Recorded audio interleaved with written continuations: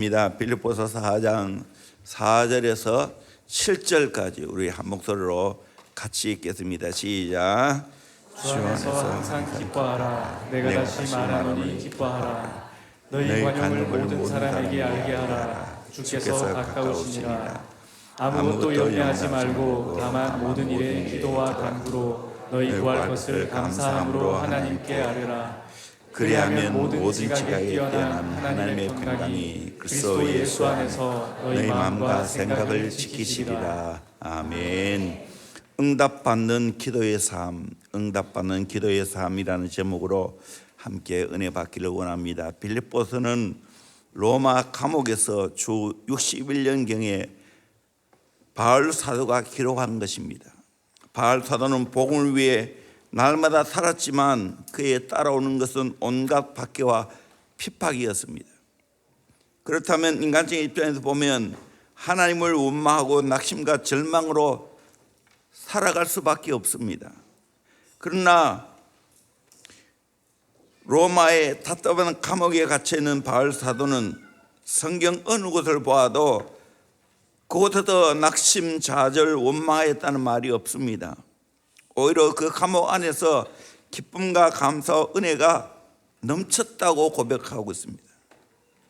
이에 반하여 감옥 밖에 있는 빌립보 사람들은 그런 것이 없는 삶을 살아가고 있었다고 말할 수가 있습니다. 빌립보에서 바울 사도가 강조하는 것은 기쁨이라는 단어입니다. 그래서 이 빌립보서를 가리켜서 기쁨의 서신이다라고 말하고 있습니다. 감옥에 갇혀 있는 바울이 바깥에 있는 사람들에게 기뻐하라라고 말하고 있습니다. 놀랍지 않습니까? 오늘 본문에서 바울 사도는 참된 신앙인의 모습을 우리에게 말해주고 있습니다. 응답받는 기도의 삶이 어떠하다는 것을 말씀해 주고 있습니다. 첫째는 항상 기뻐해야 됩니다. 4절, 주 안에서 항상 기뻐하라. 내가 다시 말하노니 기뻐하라. 기쁨은 크게 두 가지입니다. 제가 영어적인 그 어감이 잘 살아본 것도 아니고 잘 모르겠는데 이렇게 말합니다. 영어에 enjoy가 있죠. joy가 있죠.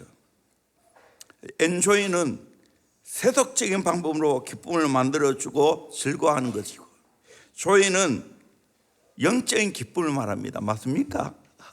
맞다고 이야기합니다. 맞는 모양입니다.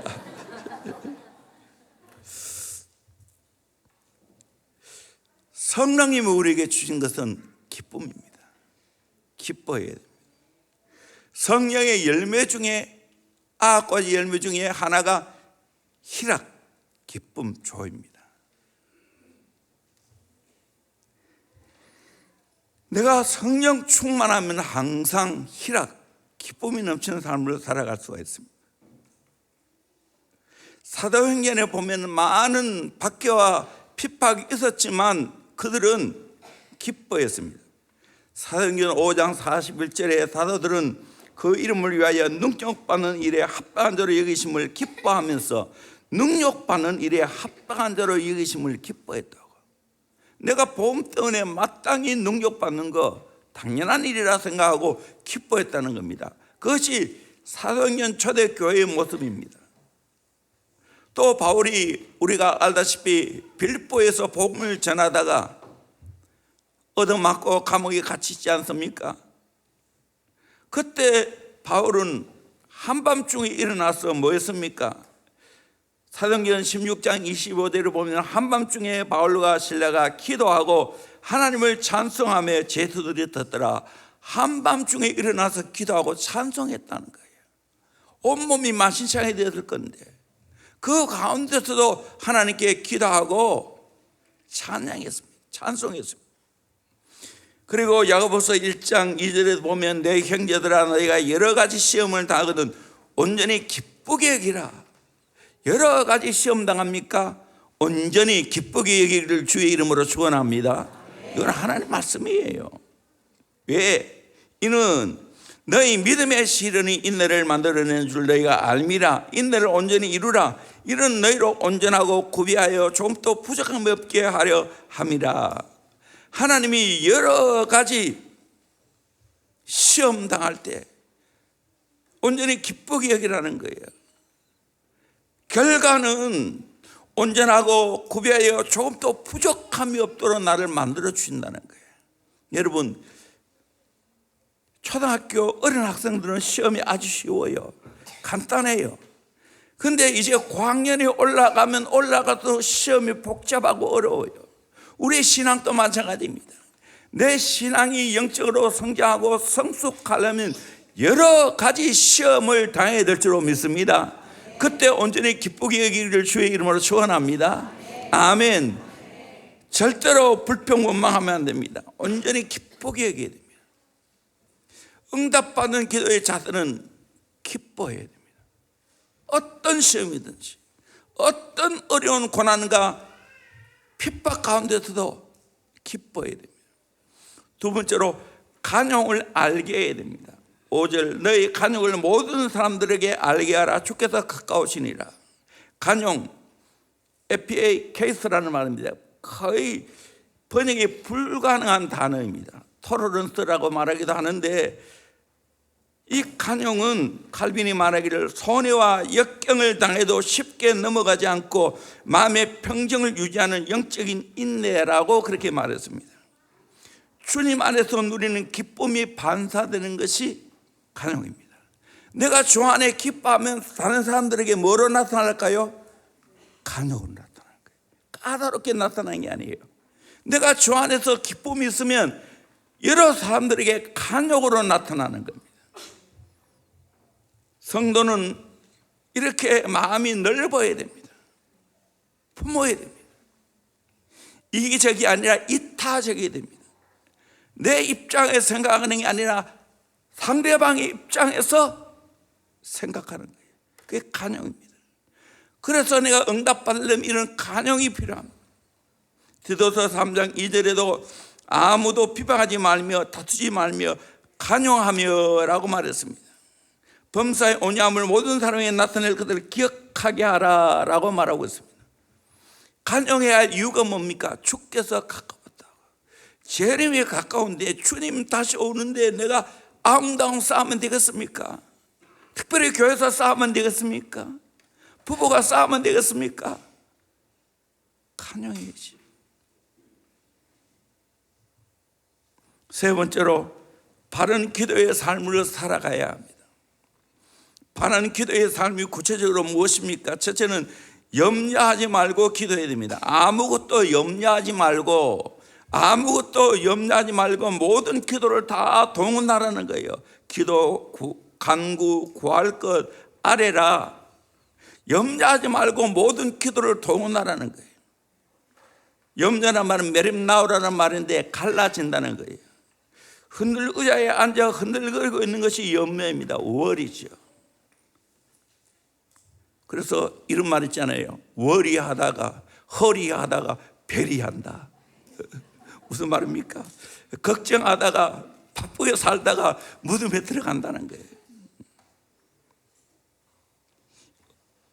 이 어원이 외견이라는 말인데 이 단어의 중요한 의미는 물어 뜯는다는 무슨 의미를 지니고 있다고 말합니다. 짐승의 목을 꽉 물어 뜯어서 질치시켜 죽입니다. 사대가 그래야 하죠. 내가 염려하면 그 염려가 나를 물어 뜯는다는 거예요. 염려하면 여러분 인생을 물어 뜯는 거예요. 근데 염려에 대해서 통계를 내보면 40%는 일어나지도 않는 것을 염려하고 있고 30%는 내가 처리할 수 없는 과거에 대한 일이고 12%는 건강에 대한 걱정이고 10%는 가족과 친구와 이웃에 대한 걱정입니다. 8%만이 치료를 받아야 할 근거 있는 염려다라고 말하고 있습니다. 염려 안 해야 되는데 염려한다는 거예요. 김문훈 목사님이 이런 말을 합니다. 염려거리를 기도 제목으로 삼으면 염려거리가 간증거리로 변합니다. 아멘. 여러분 염려거리 가지고 기도하면 간증거리가 될 줄로 믿습니다. 그러면 염려가 많으면 많을수록 간증거리가 많은 겁니다. 염려할 것이 크면 클수록 간증거리도 커지는 겁니다. 베드로전서 5장 7절에도 너희 염려를 다 주께 맡기라. 이는 그가 너희를 돌보심이라. 염려를 주님께 맡기면 주님이 돌보아 주실 줄로 믿습니다. 예번에는 긍고하신다라고 말하고 있습니다. 시편 55편 22절 내 짐을 여호와께 맡기라. 그가 너를 붙드시고 의인의 요당함을 영원히 허락하지 아니하시리로다. 내 짐을 여호와께 맡기라는 거예요. 여러분, 무거운 짐을 내가 지지 말고 하나님께 맡기기를 바랍니다. 그러면 하나님 붙드시고 의인의 요당함을 영원히 허락하지 아니하신다라고 말하고 있습니다. 어느 한 병사의 이야기입니다. 비행기가 이제 이륙해서 올라갔는데 지가 전선을 깔아먹는 소리가 들렸습니다. 혹시 이것 때문에 사고가 날 것이 아닌가? 그러면 또다시 착륙할 수도 없고, 그때 번뜩 떠올랐습니다. 이 지는 높은 데로 올라가면 질식해서 죽을 것이다. 그래서 고도를 높이 올렸습니다. 그럴 순간 지가 전선을 깔아먹는 소리가 들리지 않았습니다. 여러분, 염려거리가 생깁니까? 기도의 고도를 높이기를 주의 이름으로 축원합니다. 아멘. 기도로 비상하기를 바랍니다. 기도로 비상하면 모든 세상의 염려가 다 사라지게 될 줄로 믿습니다. 그 염려거리가 간증거리가 될 줄로 믿습니다. 두 번째로 기도와 간구로 구해야 됩니다. 6절 기도와 간구로 너희 구할 것을 감사함으로 하나님께 아뢰라, 그렇게 말하고 있습니다. 기도는 일반적으로 하나님을 향해 부르시는 걸 말합니다. 간구는 특정한 개념으로 무엇인가 필요한 게 있어서 특별히 부르시는 걸 말합니다. 에베소 6장 18절 말씀 같이 봅시다. 시작. 모든 기도와 간구를 하되 항상 성령 안에서 기도하고 이를 위하여 깨어 구하기를 항상 힘쓰며 여러 성도를 위하여 구하라. 아멘. 기도가 여기도 다 동원되죠. 모든 기도와 간구를 하되 항상 성령 안에서 기도하고 이를 위하여 깨어 구하기를 항상 힘쓰며 여러 성도를 위하여 구하라. 여러분, 모든 기도를 다 동원할 수 있기를 주의 이름으로 축원합니다. 역대하 33장 12절을 보면 므낫세가 기도하는 게 나옵니다. 우리 같이 읽겠습니다. 시작. 그가 환난을 당하여 그의 하나님 여호와께 간구하고 그의 조상들의 하나님 앞에 크게 겸손하여 기도하였으므로 하나님이 그의 기도를 받으시며 그의 간구를 들으시사 그가 예루살렘에 돌아와서 다시 왕위에 앉게 하심에 므낫세가 그제서야 여호와께서 하나님이신 줄을 알았더라. 아멘. 이 므낫세는 히스기야 왕의 늦둥이 아들 아닙니까? 그런데 이 므낫세는 못된 아들입니다. 하나님 보시기에 형편없는 아들이었습니다. 그러자 하나님이 이 므낫세에게 환난을 당하게 했습니다. 그때 이 므낫세는 비로소 여호와께 간구하고 그 조상들의 하나님 앞에 겸손했다고, 하나님 앞에 겸손했습니다. 기도하였으므로 하나님이 그의 기도를 받으시며 그의 간구를 들으시사 다시 예루살렘에 돌아오게 해서 왕위에 앉게 했습니다. 그제서야 므낫세가 여호와께서 하나님이신 줄을 알았더라. 히스기야가 얼마나 유명한 왕입니까? 기도로 아소르 군대 18만 5천명을 물리치고 병들어 죽게 되었을 때 하나님께 절박한 마음으로 기도했을 때 살려주었습니다. 15년이나 생명을 연장시켜 주셨습니다. 그런데 그 아들은 망난이었습니다. 그런데 이 망난의 자식이 환난을 당할 때 비로소 어쩔 수 없으니까 하나님께 기도했습니다. 하나님은 그래도 그 기도를 들으시고 다시 왕위를 회복시켜 주셨습니다. 그제서야 여호와께서 하나님이신 줄을 알았더라. 여러분, 빨리 하나님이 내 하나님을 알기를 주의 이름으로 축원합니다. 아멘. 그 은혜를 경험하길 바랍니다. 하나님 진짜 만나야 됩니다. 아멘. 아멘. 정말 하나님 진짜 만나는 게 중요합니다. 저도 4대째 예수 믿어왔지만 20살에 진짜 하나님 만나니까 내 인생에 놀라운 변화를 가져왔어요. 최근에 내가 세계력교회 손현모 목사님 강의를 여러 번 들었어요. 저 미국 LA에 유명한 교회가 있어요. 은혜교회라고. 선교 많이 하는 교회. 그 40주년 기념 일에 맞춰서 이분이 가서 간증하는 거, 이게 풀스토리가, 인생의 풀스토리가 다 나와요. 내가 간증 듣다 울었다니까, 오늘요. 내가 올려줄게요. 이건 꼭 들어봐요, 여러분. 첩의 자식이에요. 어릴 때 얼마나 고생했는지. 제가 연도를 따지보던 내보다 3살이나 적은데 내가 비교할 수 없을 만큼 어려운 고통을 당했어요. 그런데 정말로 어려운 가운데 하나님 만났어요.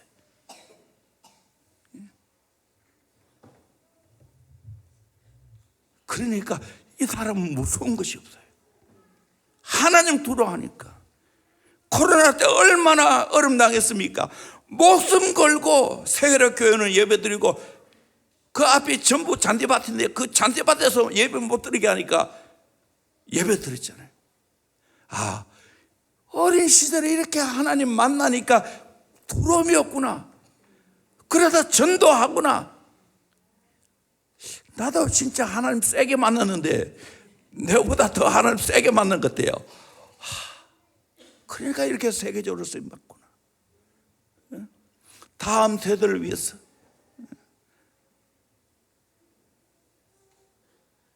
고진층의 몇 교회의 목사님들이 다음 세대를 위해서 무료로 세미나를 열더라고요.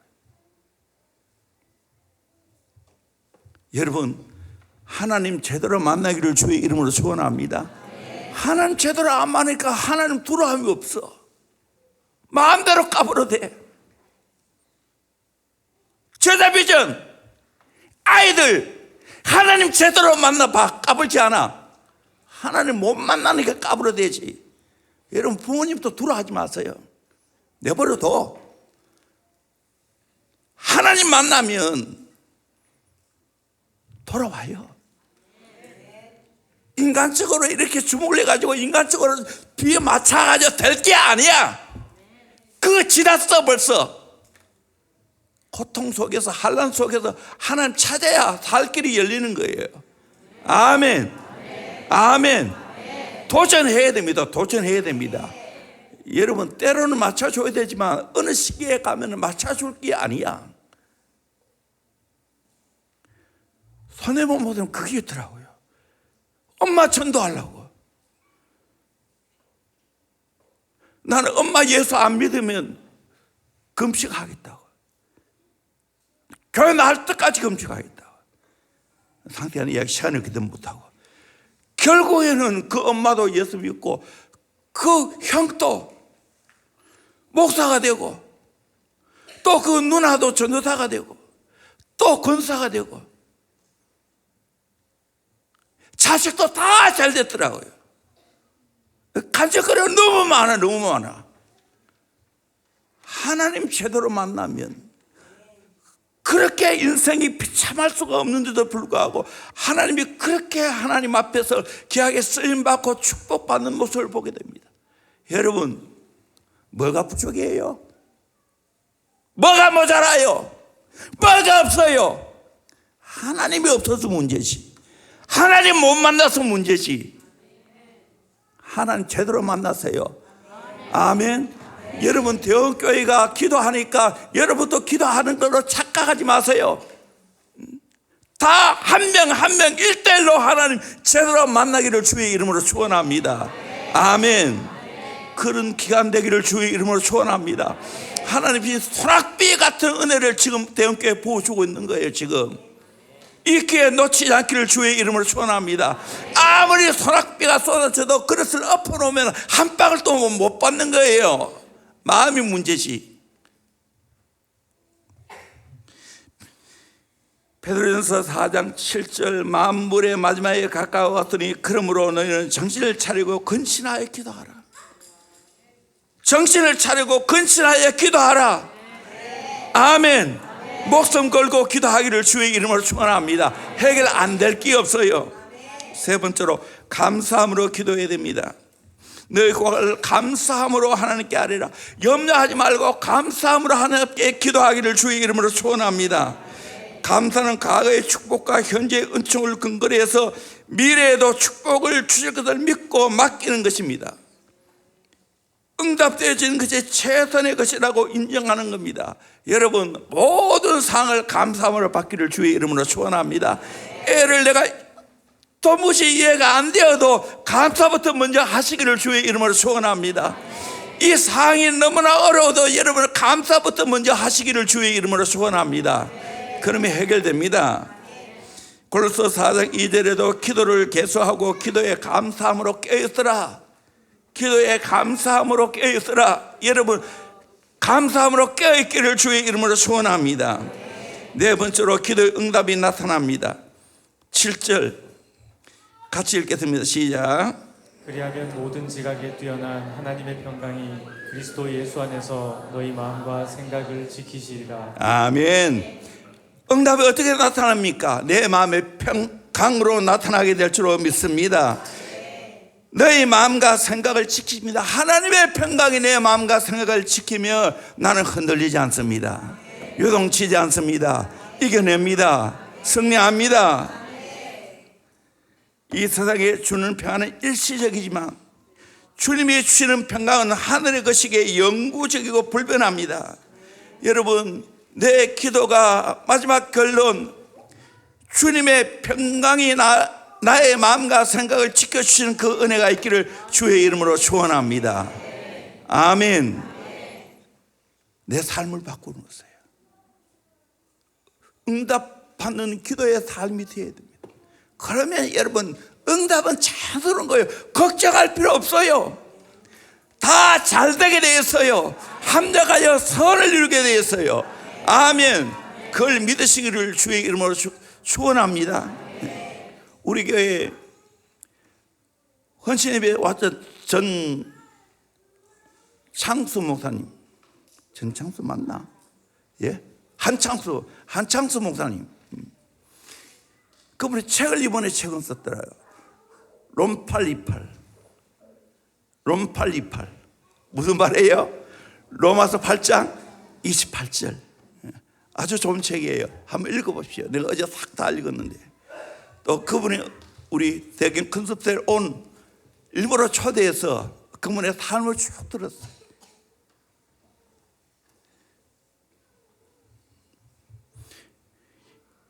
이슬비 전도 우리 교회도 옛날에 한 적이 있죠. 거기에 그 장로님, 무슨 장로님이죠? 여운학 장로님이 특별 장학생으로 성경을 암송 많이 하는 분으로 마지막 한 사람 남은 사람이 한창수 목사님이에요. 그래서 여운학 장로님 한 나라 가시고 2대 교장으로 이분이 취임했어요. 성경 암송으로. 교회가 별로 크지 않지만 열심히 성경 암송을 하고 있어요. 롬 828. 우리 가정들을 봐서 얼마나 어려운 형편이 살았어요. 그런데 하나님이 그렇게 귀하게 써주시는 거예요. 아무쪼록 저와 여러분들도 하나님 앞에 기도해서 모든 것이 합력하여 손을 이루시는 하나님 역사를 경험하기를 주의 이름으로 축원합니다. 제 맥콘키가 말했습니다. 무엇을 달라고 몸부림치며 하는 기도는 사막을 걷는 것처럼 답답한 것이지만 감사의 기도는 솔개가 공중을 나는 것처럼 경쾌한 기도이다. 여러분 감사함으로 기도하기를 바랍니다. 짜증스럽게 왜 안 응답하냐고 그렇게 하지 말고 감사함으로 아뢰면 여러분 영적으로 비상하게 될 줄로 믿습니다. 두려워하지 않게 될 줄로 믿습니다. 아멘. 내 마음의 평강으로 하나님이 지켜주실 줄로 믿습니다. 이 은혜를 누리기를 주의 이름으로 축원합니다. 기도합니다.